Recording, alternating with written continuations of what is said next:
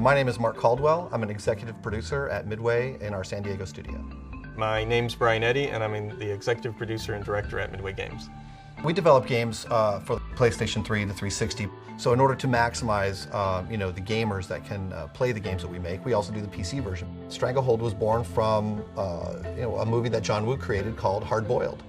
And we all thought it was a great movie starring Chow Yun-fat. And so we ran into John Woo at E3, which is an entertainment electronics expo.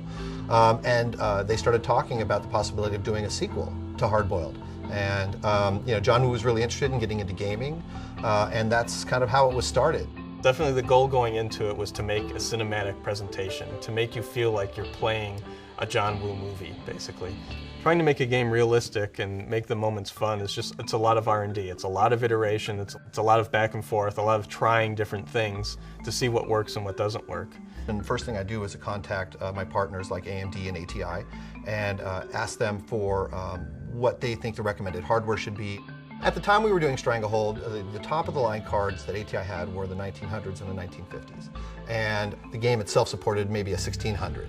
So we knew that there were many levels of functionality that we could add by going up to the 1900 and the 1950. The biggest ability of combining AMD and Midway together was the fact that we brought a cinematic experience and they allowed us to bring it to the consumer.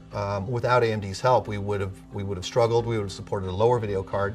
I think Hollywood and games are still trying to find the right way to work together, and I think Stranglehold is one step toward that. And all of our direction toward that was trying to recreate that moment. You being Chow Yun-fat in a room, doing what you want to do with the style and the flair that John adds to his movies. We use the same tools that the movie companies use to create the cinematics events in their movies. When you take a game like Stranglehold, which is really a cinematic experience, and you build on it, it really gives that sort of immersive experience trying to get the player into that scene.